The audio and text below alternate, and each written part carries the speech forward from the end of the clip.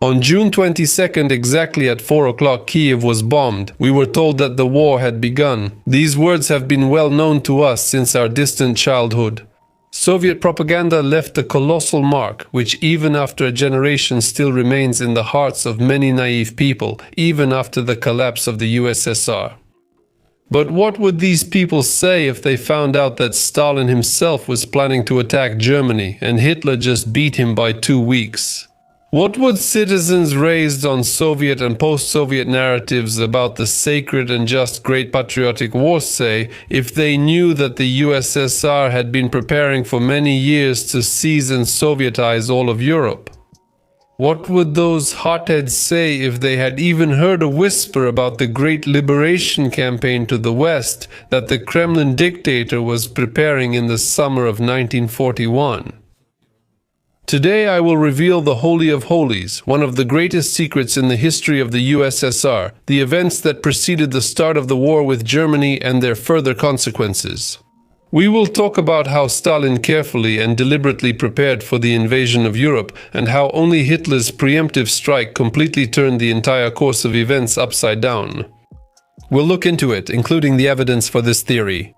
Devastating facts that confirm the USSR's preparations for the Red Blitzkrieg, which even received the codename Operation Thunderstorm. I want to emphasize that in no way am I justifying the attack of Hitler's Germany on the USSR or the atrocities committed by the Nazis during the war. I'm simply trying to open people's eyes to the aggressive nature of the USSR and the plans of its leaders to seize control of the world. World domination and the establishment of communism, if not throughout the entire world, then at least on the European continent. My name is Semyon, this is the Mega Show TV channel. Let's get started.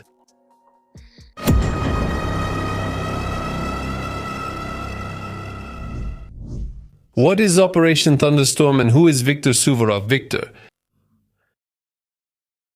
Many researchers have written and spoken about the fact that the USSR planned to attack Germany first, almost since the end of World War II.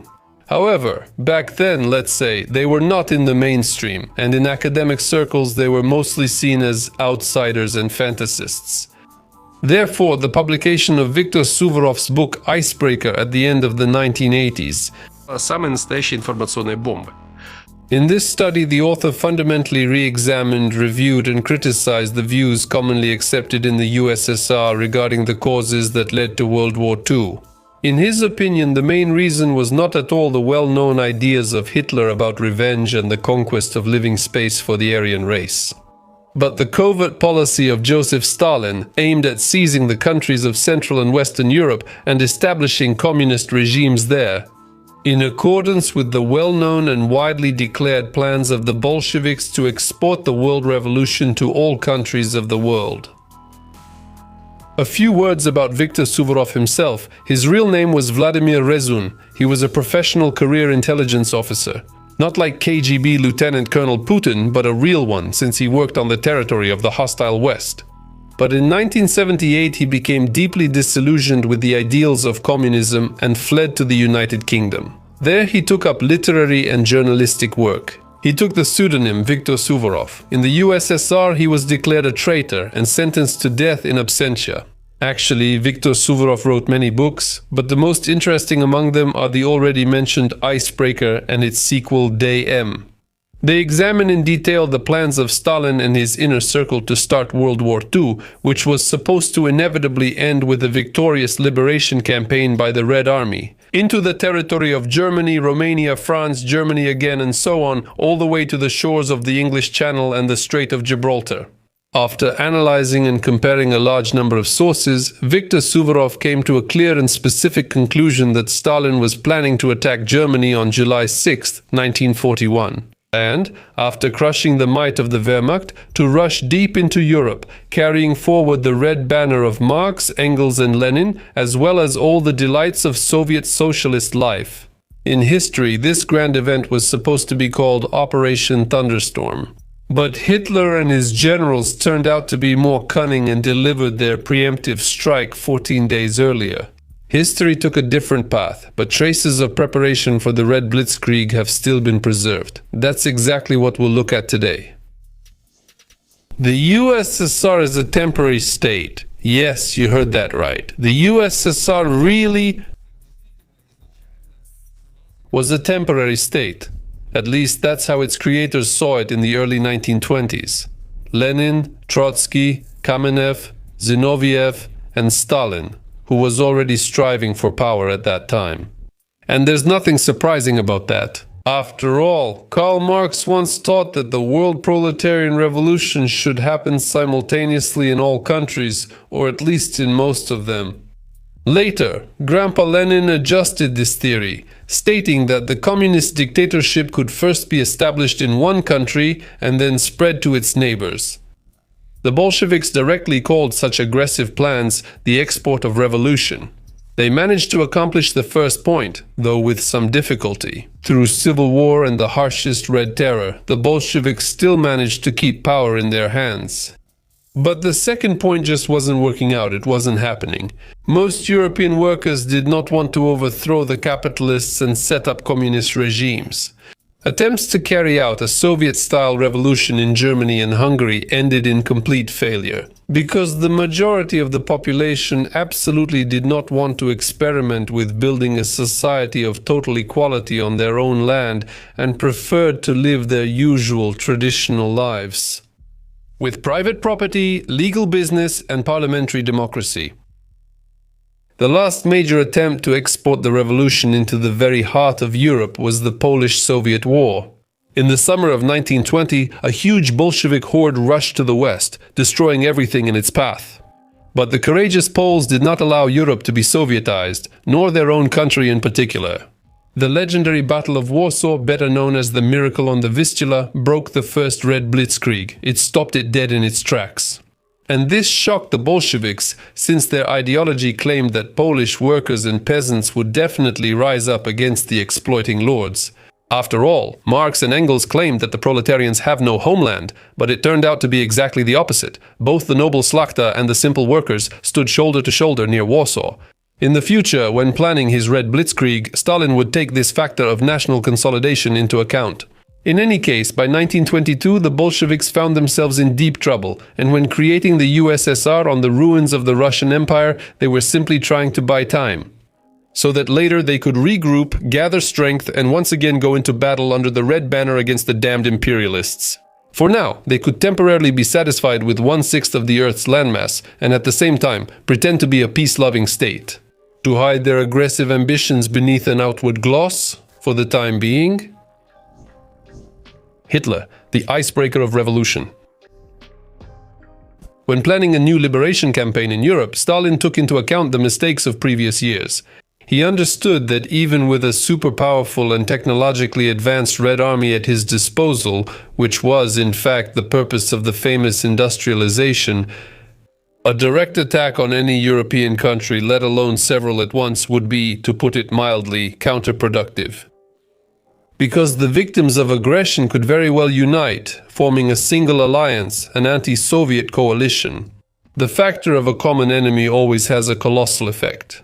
Just remember the events of 3 years ago, when Putin's horde treacherously attacked Ukraine, and in response to the aggression, the collective West united to achieve a common goal. True. Trump is mixing things up a bit, but oh well, let's not talk about that. That's why, back in the mid-1920s, Stalin developed a cunning and complex, yet quite effective plan to enslave Europe. At the same time, he wanted to appear not as an aggressor, but as a true liberator. To achieve this, of course, it was necessary to act through others, just as Moscow had always done. Therefore, it was necessary to ignite a new world war in Europe, weaken the European states, and then, at the decisive moment, strike them in the back. With one powerful crushing blow. The bet was placed on Germany since, having lost the First World War, a significant part of the population lived with aggressive dreams of revenge and restoring historical justice. Прямо как население Российской Федерации в наши дни. But most importantly, in Germany lived a man who was possessed, fanatically devoted to the idea of expanding living space for Germans. All that remained was a small thing, to bring him to the heights of power. Thus, Hitler served as a kind of tool for Stalin to achieve his goal, an icebreaker of revolution, whose aggressive actions were supposed to actually clear the way for the Sovietization of Europe. It's no coincidence that Viktor Suvorov named his first book Icebreaker, no? After all, by starting a new world war and occupying other countries, Hitler inevitably became the most hated person in the world. And then the horrors of the Holocaust were added to this. And accordingly, anyone who freed the conquered peoples from the Nazi dictatorship would automatically become a hero and a liberator. And in the role of the noble liberator of Europe from the Brown Plague, Stalin, of course, envisioned his own beloved self. Looking a little ahead, I should note that the Kremlin dictator's calculation that the USSR would be perceived as a liberator was by no means unfounded. For example, at the final stage of World War II in 1944-1945, when Soviet troops entered the territory of Poland, Hungary, Czechoslovakia, and Bulgaria, in many places, Red Army soldiers were indeed seen as liberators and were joyfully greeted with flowers. Of course, they didn't realize that Russian occupation was coming to replace the Nazi occupation. However, that's a completely different story.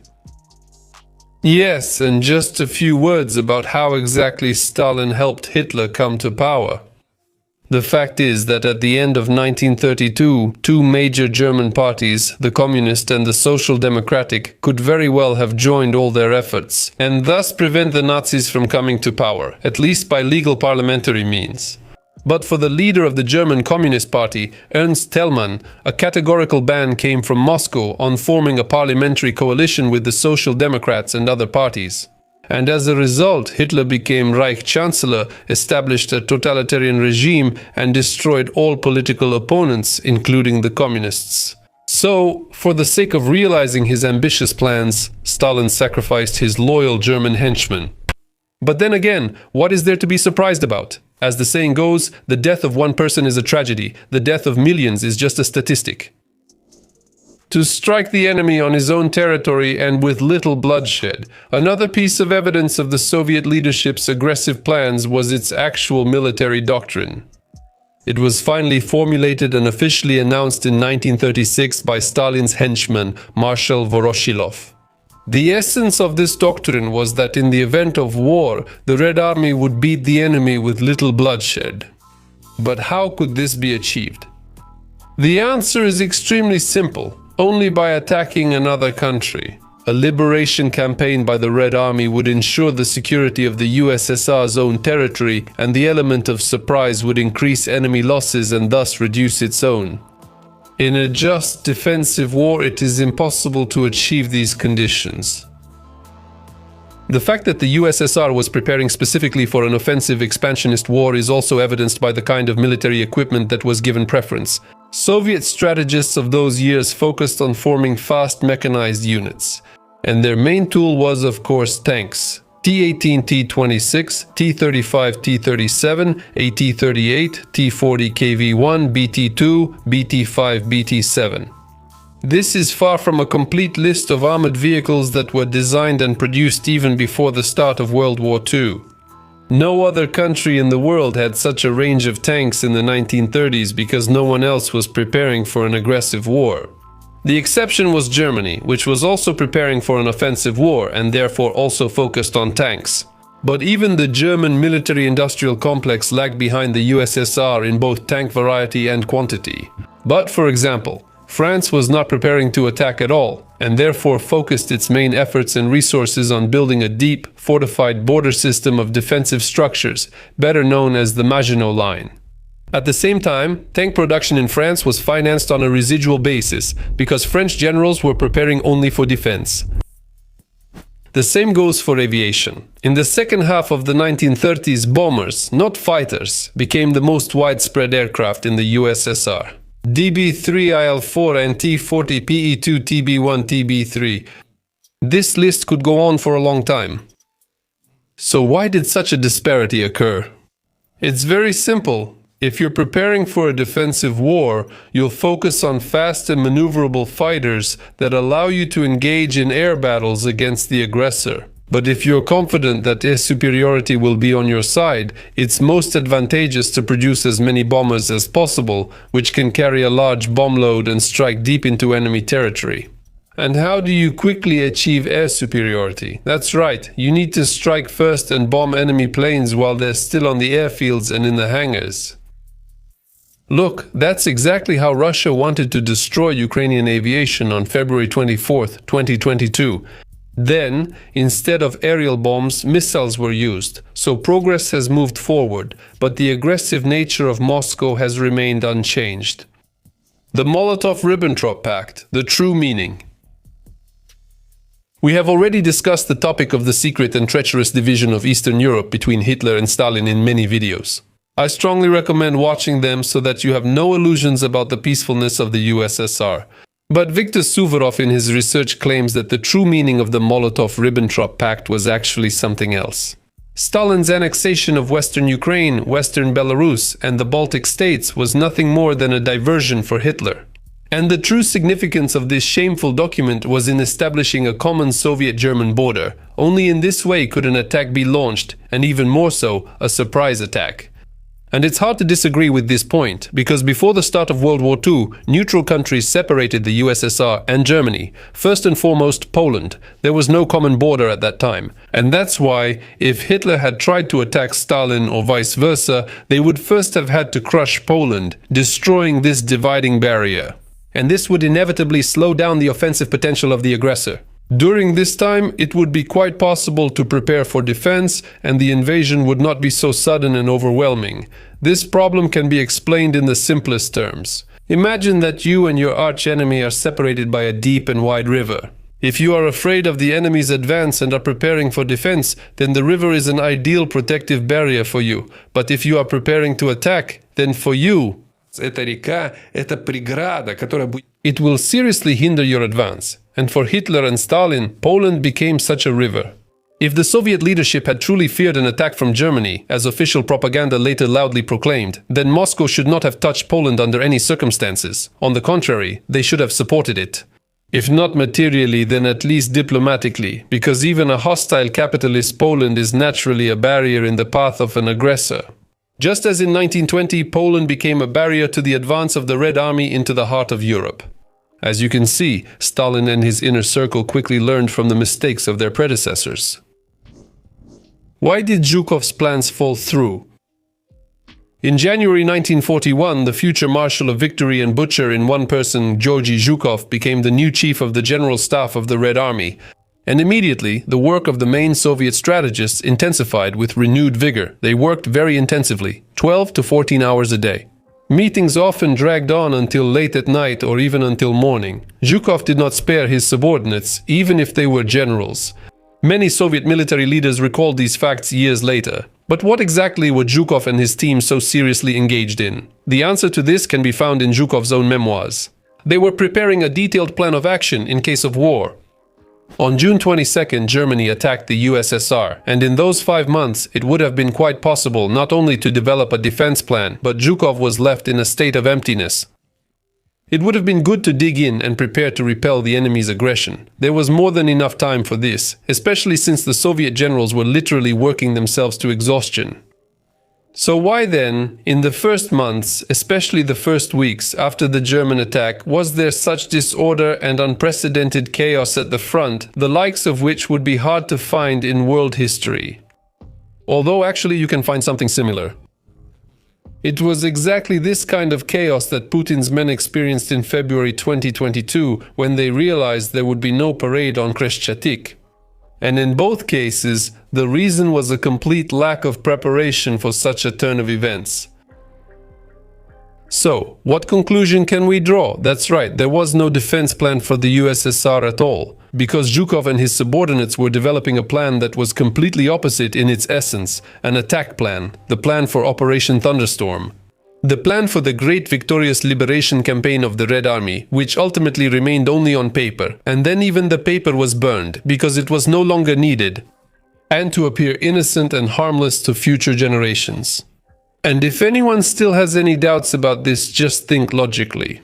Military science recognizes only two main types of warfare, defense and offense. Hybrid warfare appeared relatively recently. And since neither Zhukov nor the other generals, nor their mustached ruler in the Kremlin were preparing for the defense of the USSR, what were they really preparing for all this time? As they say, checkmate. Secret mobilization. Viktor Suvorov and other followers claim that it was for a greater, devastating effect of the Red Blitzkrieg. Stalin decided to carry out a secret mobilization in advance, pulling the largest force ever assembled to the western border in a remote manner, and then, after the actual start of the liberation campaign, to announce an official mobilization, replenishing the ranks of the Red Army with another wave of recruits. Therefore, starting around May 15, 1941, a sudden draft of reservists into military service began in the USSR. That is, men who had served before, but later returned to civilian life. As an official cover, it was stated that these activities were necessary for summer training camps, but in reality, they gathered a huge number of people for these camps. According to various estimates, from 800,000 to 1,200,000 reservists were called up, more than the population of many European countries. And what were these 30 and 40-year-old men doing? Along the border with Germany, they were probably working day and night, tirelessly strengthening the Soviet homeland's defenses, digging anti-tank ditches and mining the border area in case the enemy broke through, building bunkers and underground command posts. No, it wasn't like that at all. No one was preparing for defense. And moreover, in early June, entire sections of the western border were actually cleared of mines. Thus, free corridors were being prepared for the passage of Soviet tanks, which was supposed to bring light and a communist future to the oppressed peoples of Europe. The motherland, the mother is calling. Viktor Suvorov also presents other interesting facts. For example, from the official version of the war, we know that as soon as Germany attacked the USSR, the propaganda artist Irakli Toidze, in a burst of noble indignation, created one of the most famous Soviet posters, The Motherland Calls. However, the poster did not appear on the streets of Soviet cities in the very first days of the war, but on the very first day. There were living witnesses who still remembered how, on the streets of Yaroslavl, Kuybyshev and Saratov, the Motherland Calls poster appeared on the evening of June 22nd, and in distant Novosibirsk and Khabarovsk, the posters appeared no later than June 23rd. So when did Irakli Toidze create his masterpiece in this case? No matter how you look at it, it was before June 22. It turns out he created it not in a fit of noble rage, but before that rage could even boil up during the day. So how did he know about the German attack if Stalin himself wasn't expecting it? It's a mystery of history, though the answer is actually very simple. Back in the second half of May 1941, every commander of a Red Army unit, from division level and above, was sent the so-called red packets. Large packets sealed with 5 red wax seals containing top-secret information. To be opened only by order of the People's Commissar of Defense, Marshal Timoshenko, or personally by Stalin. Unauthorized opening was strictly forbidden. Execution by shooting. And then June 22 came, German tanks advanced and German planes began bombing Soviet tanks. But the order from Moscow still hasn't come. And only by evening did instructions arrive. Destroy the packets with certain numbers without opening them and open the packets with other numbers. Inside was a stack of Motherland Calls posters. And they put them up. A very interesting picture is emerging. They prepared the posters, printed enough copies for the whole country in advance, and sent them in secret packages to the appropriate institutions. But on June 22, Hitler launched a preemptive strike, and in an instant, the contents of many red packets, to put it mildly, lost their relevance. The Soviet Union had to wage a defensive war on its own territory, and the prepared documents did not meet the requirements of a defensive war, so the order was given to destroy them without opening. But Irakli Toidze was lucky. His poster turned out to be universal, the Motherland Calls. But where and to what is she calling? He didn't specify, which is why his poster was suitable for a defensive war as well. Accordingly, Toidze's poster was ordered to be put up all over the country. It seems so. Nevertheless, it's important. Boots, phrase books, and other little things. As they say, the devil is in the details. It's precisely these seemingly insignificant minor facts that reveal the Soviet Union was not preparing for a defensive war. For example, Viktor Suvorov cites a trivial detail. At first glance, it's just a fact. About a week before Germany's attack, a huge number of good leather boots were brought into the border regions. To clearly demonstrate to the enslaved peoples of Europe how well the Soviet soldier lives. That is why, before the start of the Great Liberation Campaign, it was planned to quickly change the Red Army soldiers' footwear, replacing the terrible tarpaulin boots with brand new high-quality shoes. By the way, the Soviet command did exactly the same thing in August 1968 before the invasion of Czechoslovakia. It looks odd, but the vast majority of these boots ended up with the Germans. They didn't have time to distribute them to their own troops. They simply didn't have time. In the same way they didn't have time to distribute weapons and ammunition to many Soviet soldiers who were near the border. After all, the attack was planned for July 6th, so they simply didn't have time to bring them up either. The same thing happened with a huge amount of military equipment. In the first days of the war, the Germans captured quite a few tanks and planes that simply hadn't been supplied with fuel in time. And without fuel, even the most advanced equipment is nothing more than a pile of scrap metal. A classic example is the battle in the Dubno-Lutsk-Brody area. Back then, German soldiers captured thousands of pieces of equipment simply because they were standing still and not firing. And then the question arises, what was all that equipment doing in such huge numbers along the border? Is that really how you prepare to repel an enemy attack? Maybe it should have been hidden farther east, but then how would you advance? And other little things in life. For example, the production of Russian-German phrase books ordered by the Commissar of Defense 2 months before Hitler's attack. Were they profits or something, or the construction of airfields and military factories just a few dozen kilometers from the border, probably to make it more convenient to defend? Stalin never considered himself a victor, and the final touch in this glorious picture is purely subjective. And they're connected to Stalin's personal views on World War II and its outcomes. The truth is that until his death, he never considered himself a victor. That's exactly why he fundamentally refused to review the victory parade on Red Square and never celebrated May 9th as Victory Day, and Soviet generals did the same. Only 20 years later, under Brezhnev, did this day receive the status of a national holiday and become a day off, but Stalin rightly believed that there was nothing to celebrate.